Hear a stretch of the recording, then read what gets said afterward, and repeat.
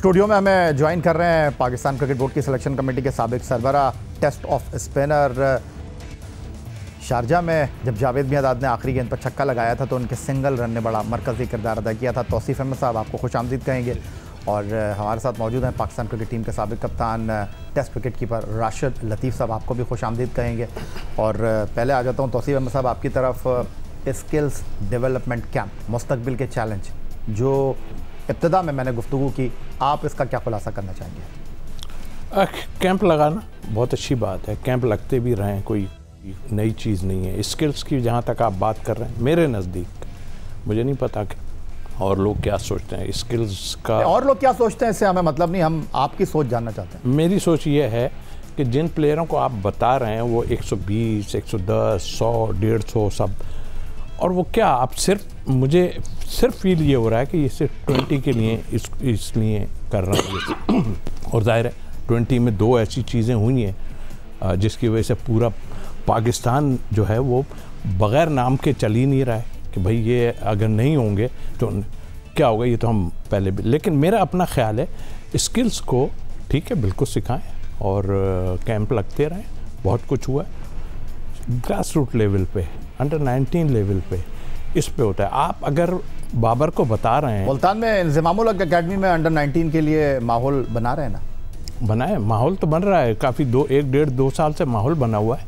माहौल हम देख रहे हैं कि एक कमरे में 2 सोफ़े पड़े हुए हैं और उसमें जो भी लोग बैठे हैं, एक को कहते हैं आप ज़रा इस तरफ बैठ जाइए आन के, आप इधर आ जाइए बैठ के, आप इधर बैठ जाइए। तो ये जगहें चेंज होती हैं। तो मेरा कहने का मतलब ये है बिल्कुल करें, लेकिन देखिए प्लेयर में अपने में भी कुछ होता है। मैं क्लब में बहुत अच्छा खेलता था और कट पुल सारे करता था, मुझे पता है मैं 10वें 11वें पे आ गया और जिस जगह पे मैं जा रहा हूँ वहाँ मेरा काम है नहीं, 10वां 11वां मेरा नंबर है। बाबर और इन पे आ जाता हूँ मैं, जिनको आपने कैंप में बुलाया 2-3 दिन के लिए, ये फॉर्मेलिटीज़ आपने पूरी की, बिल्कुल बताया उनको, आया वो खेल पाएंगे ऐसा। और ये सिर्फ 20 की बात कर रहा हूँ मैं, वो तो छोड़ दें, उनकी वीकनेसेस जो हैं वो जो हैं मुझे भी पता चल गई और लोगों को भी पता है। आप उनकी वीकनेसेस को वो कर रहे हैं नहीं, मेरे हिसाब से आप ढोंग थोड़ा सा कर रहे हो। और ढोंग ये है कि आप दिखाना चाहते हो लोगों को, जब तक ये टीम जीतेगी नहीं, जब तक आपके प्लेयरों पे भी और आपके ऑफिशियल्स पे भी क्वेश्चन मार्क होते रहेंगे। तौसीफ अहमद साहब, मैं तो आपसे यही कहूँगा, टीम जीतेगी उसी वक्त जब खेलेगी, तो खेलने का थोड़ा सा इंतजार कर लीजिए। 20, 22 और 24 तारीख को शेर बंगला क्रिकेट स्टेडियम बांग्लादेश के ढाका में हम मुकाबला करने जा रहे हैं, फिर फ्लोरिडा जा रहे हैं वेस्ट इंडीज़ से मुकाबला करने के लिए। उधर क्रिकेट बोर्ड के ज़ेरे तमाम स्किल डेवलपमेंट कैंप का तीसरा और आखिरी मरहला नेशनल क्रिकेट अकेडमी में जारी है। स्किल डेवलपमेंट कैंप के पहले मरहले में तजुर्बेकार क्रिकेटर बाबर आजम और मोहम्मद रिजवान समेत 13 खिलाड़ियों ने हिस्सा लिया, जबकि स्किल्स कैंप के दूसरे मरहले में पाकिस्तान क्रिकेट बोर्ड ने 15 क्रिकेटर्स को मदऊ किया। और अब स्किल्स कैंप का तीसरा और आखिरी मरहला director high performance centre Aqib Javed की ज़ेरे निगरानी जारी है, जिसका मकसद खिलाड़ियों को स्किल्स में कुछ मदद फराहम करना और पूल ऑफ प्लेयर को बढ़ाना है। Director high performance centre Aqib Javed ने दौरान कैंप मीडिया से बातचीत में कहा, माजी में खिलाड़ियों की लाइन लगी होती थी, लेकिन अब खिलाड़ियों को पहले से तैयार नहीं किया जाता रहा। अंडर 15 और अंडर 19 लेवल से काम होगा तो Pakistan cricket team ICC championship में बेहतर पोजीशन पर नजर आएगी। आकिब जावेद ने कहा कि दुनिया सीख के आगे जा चुकी है, बॉलिंग में स्पिन और रिवर्स स्विंग को बेहतर करना होगा। प्रोसेस है, प्रोसेस रुकना नहीं चाहिए, हम प्रोसेस को रोक देते हैं बीच में। जिस तरह से ये शुरू हुआ था, अब जो लोग उस वक्त थोड़ा सा रिकॉल करें तो हमारे पास लाइन लगी होती थी प्लेयर्स की, तो क्यों था कि प्रोसेस आपका चलता रहता है। अगर आप आज 30 प्लेयर अंडर 15 के रेडी करते हैं तो उसमें आपको 3-4 साल बाद वो आपको अंडर 19 में नज़र आएंगे, जो अंडर 19 के हैं वो आपको पाकिस्तानी शाइन्स में नज़र आएंगे।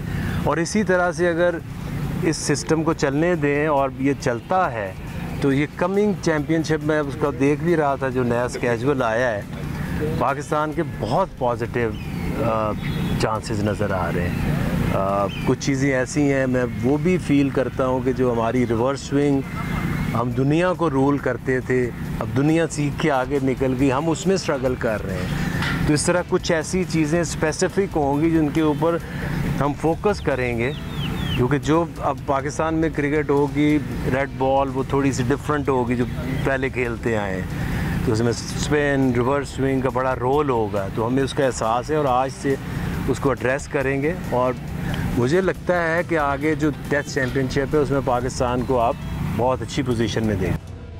राशिद लतीफ़ साहब, आकिब जावेद का ये बयान आपको स्क्रीन पर दिखाने का बुनियादी मकसद ये था कि हम काम करना भूल गए हैं, और आप माजी में ये बात करते रहे हैं कि एक वैक्यूम है पाकिस्तान क्रिकेट में, उसके असरात आपको दिखाई देंगे। तो क्या ये पाथवे है हमारी क्रिकेट फ्यूचर का? क्योंकि मैं आपको थोड़ा माजी में लेकर जाना चाहूँगा। जब 2003 में विजन 2003 लेकर आए थे लेफ्टिनेंट जनरल तौक़ीर जिया साहब बतौर चेयरमैन क्रिकेट बोर्ड, तो आपका किरदार बतौर कप्तान बहुत मरकज़ी था।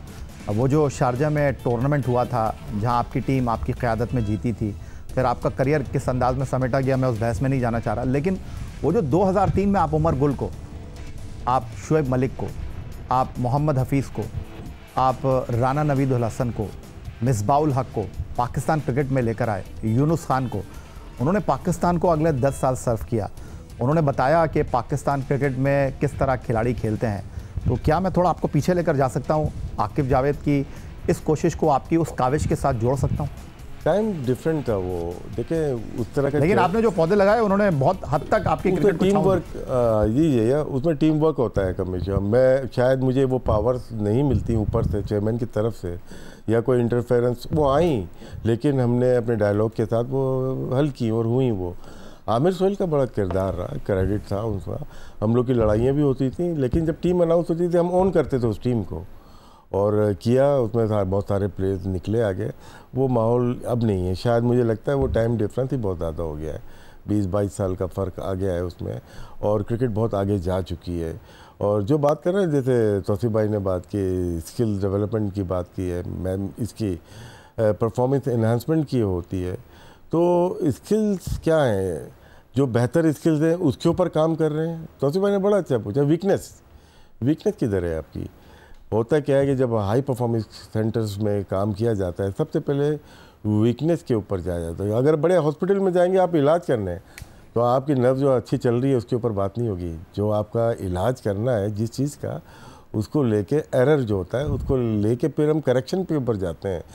एरर और करेक्शन के ऊपर पूरी बेस करती है आपकी मेडिकल और साइंस और क्रिकेट भी, कि आपके कोचेज़ को पता हो कि बाबर आजम की वीकनेस क्या है, ये कहाँ पे वीक है और कहाँ पे स्ट्रॉन्ग है।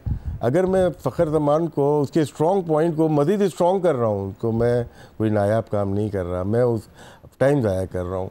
हो सकता है कि कर रहे हो, और इसमें हाईलाइट जो नज़र आती है, जो प्रेस रिलीज नज़र आती है, जो वीडियोस नज़र आती हैं, उसमें कम आता है। अगर हम 4 घंटे बैठ के उसको देखें तो नज़र आएगा कि हाई परफॉर्मेंस सेंटर में क्या काम हो रहा है। नाम से इख्तलाफ हो सकता है, स्किल डेवलपमेंट, तो वो नाम कैंप के डिफरेंट होते हैं, कमीशन के डिफरेंट होते हैं, वो हम एतराज़ कर सकते हैं। लेकिन क्रिकेट खेल रहे हैं ठीक है, लेकिन मोस्टली जो दुनिया में काम किया जाता है वो क्लोज डोर्स में किया जाता है। जब आपकी जो वीकनेसेस होती हैं, चाहे फुटबॉल हो, NFL हो या क्रिकेट हो, वो क्लोज डोर में किया जाता है कि नेट के ऊपर या कैमरे के अंदर उसकी वीकनेस पे जब काम कर रहे हैं उसकी फुटेज ना बने। हम लोग तो सरे आम लेके आ जाते हैं कि ये बाउंसर पे प्रैक्टिस कर रहा है, ये आज अब्दुल्ला शफीक आज बाउंसर पे प्रैक्टिस कर रहा है, उसकी फुटेज बाहर आ जाती है। तो अच्छे जो कोचेज़ बाहर के होते हैं ना, वो संभाल के रखते हैं उसको और उसको इस्तेमाल करते हैं वक्त आने पे।